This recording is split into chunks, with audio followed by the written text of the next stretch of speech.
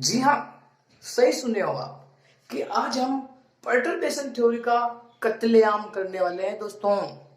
दोस्तों, कत्लेआम का मतलब मेरा यह है कि कत्लेआम का सीधा मतलब क्या होता है कि किसी चीज की कोई वैल्यू नहीं होना, सरेआम उसकी बेइज्जती कर देना। तो मेरे दोस्तों, उसी तरह हम करने वाले हैं पर्टर्बेशन थ्योरी का सिलसिला। तो पर्टर्बेशन थ्योरी का बिल्कुल हम इतने डीपली, इतने कॉन्सेप्चुअल और इतना क्लियरिफाई करके समझेंगे कि आपको लगेगा कि हाँ यार सही बात है, बिल्कुल पर्टर्बेशन थ्योरी का तो कत्लेआम ही हो गया है। तो सबसे पहले मैं मेरे इस लेक्चर का आउटलाइन बता दूं कि हम क्या क्या पढ़ने वाले हैं इस लेक्चर के अंदर। तो देखिएगा, सबसे पहले हम पढ़ने वाले हैं इसका बेसिक। ठीक है, बेसिक में आएगा कि what is perturbation theory, what is perturbation theory, what is perturbation theory. Okay, दूसरा हम पढ़ने वाले हैं types of perturbation, types of perturbation. तीसरा हम पढ़ने वाले हैं कि first order energy correction, first order energy correction nth in nth state. ठीक है, nth स्टेट के अंदर जो आपका फर्स्ट ऑर्डर एनर्जी करेक्शन क्या होगा। ठीक है, चौथा हम पढ़ने वाले हैं कि first order correction in wave function और इन nth स्टेट। ठीक है, ये चार चीजें आज हम पढ़ने वाले हैं। और अब हमारा जो इसका अगला लेक्चर होगा उसमें हम सेकंड ऑर्डर एनर्जी करेक्शन पढ़ेंगे। ठीक है, तो आज हम इन चीजों को पढ़ेंगे। ठीक है, इतना क्लियर हो गया। अब हम ये पढ़ेंगे कि क्यों हमने पर्टर्बेशन थ्योरी का हमने कत्लेआम क्यों कर दिया यार। तो देखिए किस प्रकार से कत्लेआम कर देते हैं हम। लग रहा होगा कि ये क्या बोल दिया बाबा आपने, तो बिल्कुल सही बोला हमने, पर्टर्बेशन थ्योरी का हम कत्लेआम करने वाले हैं। तो सबसे पहले समझते हैं इसको। तो सबसे फर्स्ट एग्जांपल तो अपने चैनल का होगा MLV स्टडी का। दूसरा टेक्निकल जो आपकी बुक में एग्जांपल होता है समझने के लिए, वो होगा। तो भैया सबसे पहले हम तो हमारे ही हिसाब से चलेंगे, हमारे चैनल के हिसाब से चलेंगे। और मेरे हिसाब से एग्जांपल बताने का उद्देश्य ये होता है कि आपको वो कॉन्सेप्ट बिल्कुल फील हो जाए कि हाँ यार ऐसा होता है और रियल लाइफ में भी ऐसा होता है। ठीक है, तो शुरू करते हैं। देखिए, अगर आपको पर्टर्बेशन PRTURBATI पर्टर्बेशन का अगर आप डिक्शनरी में अगर आप इसका मीन ढूंढते हो हिंदी में, तो वो आपको मिलेगा कि ऊपर नीचे, कुछ ऊपर नीचे या फिर थोड़ा ऊपर नीचे होना। ठीक है, थोड़ा ऊपर नीचे, थोड़ा सा ऊपर नीचे। इसी को हम ऐसे भी बोल सकते हैं ना कि कुछ बदलाव होना, कोई सिस्टम है उसके अंदर थोड़ा चेंज होना। तो इसको अगर मैं बोल दूं आंशिक बदलाव, क्या बोल दिया दोस्तों मैंने, आंशिक बदलाव। अब देखिए आंशिक बदलाव क्यों बोल दिया मैंने, समझिए। तो सबसे पहले हम दो एग्जांपल लेंगे, एक अपने ही हिसाब से और दूसरा टेक्निकल ले लेते हैं। तो अपने हिसाब से एक एग्जांपल ले लिया यहाँ पर और इधर हमने ले लिया टेक्निकल एग्जांपल। ठीक है, समझना पूरा ही क्लियर हो जाएगा। पूरा ध्यान केंद्रित करके पढ़ना कि सोचिए पर्टर्बेशन में क्या होता है कि मान लीजिए आपके पास ये एक ड्रम है, आपको दिख रहा है बाल्टी जैसे, लेकिन ये क्या है, एक ड्रम है। सपोज कीजिए इस ड्रम का जो वॉल्यूम है, इसका आयतन, मान लीजिए इसका आयतन हमने 500 लीटर का एक ड्रम है। ओके, अपनी बड़ी बड़ी टंकियां होती है ना छतों पर, वो लगभग 500-700 लीटर की होती है। तो मान लीजिए ये 500 लीटर का है। अगर अब मैंने क्या किया, मान लीजिए अगर यहां तक बढ़ जाए ना ये, तो 500 लीटर तक इसमें आ जाता है। अब क्या कर दिया मैंने, मान लीजिए इसमें से एक गिलास, एक छोटा सा गिलास, एक छोटा, अच्छा नहीं बना गिलास, थोड़ा अच्छे से बना लेते हैं। हाँ, ये हो गया कांच का गिलास। छोटा सा गिलास पानी ले लिया इसमें। भैया मैंने क्या बोला था, पर्टर्बेशन का मतलब क्या होता है, आंशिक बदलाव, थोड़ा सा चेंज। तो आप देखिए क्या इस ड्रम में से मैंने एक गिलास पानी निकाल दिया, तो क्या इसमें आंशिक बदलाव आया कि नहीं आया? आ गया ना, आंशिक बदलाव आया। लेकिन आप पता नहीं लगा सकते हो कि आप देख नहीं कह सकते हो, आप आंखों से विजुलाइज नहीं कर सकते हो कि हाँ इतना बदलाव आया।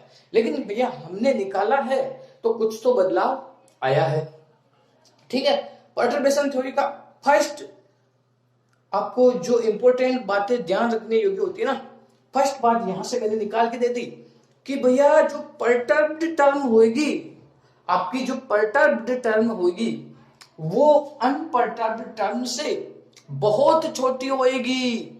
मान लीजिए, देखिए मान लीजिए ये जो आपने गिलास पानी निकाला ना, वो पर्टर्ब्ड है, एच बेस टर्म है। ठीक है, ये आपका पर्टर्ब्ड टर्म है। क्या है? पर्टर्ब्ड, PRTURBD, पर्टर्ब्ड टर्म है, या फिर इस सिस्टम का पर्टर्ब्ड हैमिल्टोनियन है। ठीक है, और मान लीजिए कि अब जितना इसके अंदर बचा है, अब जितना इसके अंदर बचा है वो मान लीजिए कि अनपर्टर्ब्ड कार्यक्रम है, अनपर्टर्ब्ड टर्म है। समझ में आया इतना? अब आगे देखिए, अब टोटल अगर आपको हैमिल्टोनियन लिखना है, ये पर्टर्ब के लिए H प्राइम है ना, अब आपको पूरा ही अगर लिखना है तो आप क्या कहोगे, H इक्वल्स टू H, एक तो अनपर्टर्ब्ड प्लस पर्टर्ब्ड। ये आपका भैया पर्टर्बेशन थ्योरी का कॉन्सेप्ट निकल के आ गया। अभी अपने हिसाब से चल रहा है, टेक्निकल टर्म बताऊंगा मैं, शांति रखिए, सब मिलेगा आपको। ठीक है, अब देखिए मैंने क्या कहा था कि पर्टर्ब टर्म में बहुत छोटी होती है, तो भैया ये एच डेस आपका very very less than H note से। ये आपको इंपॉर्टेंट बात है, ध्यान रखनी चाहिए। ओके, अब जरा बुक वाला एग्जांपल ले लेते हैं कि भैया बुक में क्या होता है कि पर्टर्बेशन देखिए बेसिकली 3 जगहों पर लग सकता है आपकी जो क्वांटम मैकेनिक्स में। सबसे पहला पर्टर्बेशन लगेगा पोटेंशियल वेल के अंदर। ठीक है, सबसे पहला आपका लगेगा पर्टर्बेशन पोटेंशियल वेल के लिए। सही बात है, कैसे लगेगा अभी बताने वाले हैं। दूसरा आपका लगेगा हार्मोनिक ऑसिलेटर के अंदर, हार्मोनिक ऑसिलेटर के अंदर। सही बात है। तीसरा आपका लगने वाला है दोस्तों, नॉर्मली एक हाइड्रोजन एटम की प्रॉब्लम्स आएगी। अब उस हाइड्रोजन एटम को आप इलेक्ट्रिक फील्ड में रखो या फिर मैग्नेटिक फील्ड में रखो, तो जो उसमें जो इलेक्ट्रॉन है, तो इलेक्ट्रॉन की जो ग्राउंड स्टेट एनर्जी या फिर फर्स्ट एक्साइटेड स्टेट एनर्जी, उनमें कुछ चेंज आ जाता है। तो S2 एटम के अंदर भी इस प्रकार का पर्टर्बेशन देखने को मिल जाता है आपको। सही बात है। अब आप बुक का मैंने क्या कहा, एग्जाम्पल बताऊंगा और वहां पर भी आपको पूरा क्लियरफाई करा दूंगा पर्टर्बेशन थ्योरी को। ठीक है, तो अब देखिए बुक के अंदर मैं एक एग्जाम्पल ले लूं कि पोटेंशियल वेव का। समझिए एक आपका इनफाइनाइट पोटेंशियल वेव है, ये आपका इनफाइनाइट पोटेंशियल वेव है। अब मान लीजिए इस पोटेंशियल वेव को मैंने थोड़ा डिस्टर्ब किया, तो अब इसमें थोड़ा बहुत इसमें मैंने पर्टर्बेशन डाल दिया, ये इतना सा पर्टर्बेशन डाल दिया। तो मान लीजिए कि ये जो पर्टर्बेशन है ये आपका H नोट है। ठीक है, अब ये पूरा था लेकिन इतना सा हमने पर्टर्बेशन डाल दिया, और इसकी जो इसके अंदर जो पोटेंशियल है तो वो हमने V नोट मान लिया, और वो थ्रू आउट वेल है, पूरे ही वेल के ऊपर। ठीक है, तो ये तो अनपर्टर्ब्ड के लिए हो गया। अब आपका ये अनपर्टर्ब्ड हो गया, ठीक है, और ये पर्टर्ब्ड हो गया। आपको टोटल हैमिल्टोनियन लिखना है ना, लिख लीजिए H equals to H not plus H dash, ये आपका टोटल हैमिल्टोनियन निकल के आ गया। अगर आपको क्या करना है कि जो पर्टर्ब टर्म ही निकालनी है ओनली, तो आप क्या करोगे, इसी इक्वेशन से H डैश निकालना चाहे तो H माइनस H नॉट निकाल के जाओगे, ठीक है। तो पूरा ही मुझे जहां तक है लगता है कि आपको पूरा ही फील हो गया है पर्टर्बेशन थ्योरी क्या होती है। अब हमें क्या करना है कि फर्स्ट इसका अब हमें टाइप्स ऑफ पढ़ने हैं। तो अभी इसकी जो डेफिनेशन है ना वो स्क्रीन पर चल रही है, तो आप अगर नोट्स बना रहे हो ना तो वो लिख लीजिए, क्योंकि अगर मैं मेरे मन से लिखूंगा ना तो थोड़ा वो टर्म होती है इंग्लिश की तो ऊपर नीचे हो जाता है। तो मेरे लिए जो सुटेबल है वो मैं यहाँ पर एक चल रही है डेफिनेशन, वही आप लिख लीजिए, बहुत अच्छा रहेगा। और बिल्कुल जो मैंने बोला ना वही है उस इसके अंदर, ठीक है। तो आशा करता हूँ समझ में आ गया आपको। अब हम क्या करते हैं, टाइप्स ऑफ पर्टर्बेशन पढ़ लेते हैं, ठीक है। कत्लेआम कर दिया हमने, है ना, मुझे लगता है कि कत्लेआम हो गया है। अब देखिए पर्टर्बेशन थ्योरी में टाइप्स ऑफ पर्टर्बेशन है, ठीक है, टाइप्स पढ़ते हैं। तो बेसिकली दो प्रकार के होते हैं, एक तो टाइम इंडिपेंडेंट पर्टर्बेशन और एक होता है टाइम डिपेंडेंट पर्टर्बेशन। तो देखिए ये आपका हो गया time independent perturbation,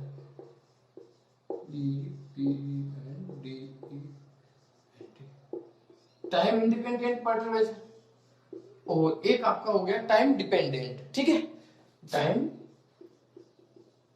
dependent.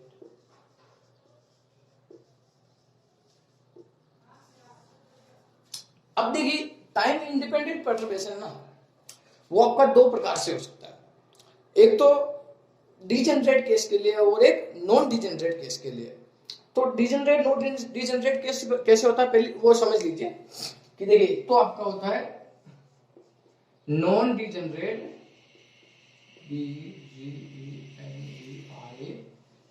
Non degenerate perturbation theory, और एक इसी में हो गई आपकी डिजेनरेट पर्टर्बेशन थ्योरी।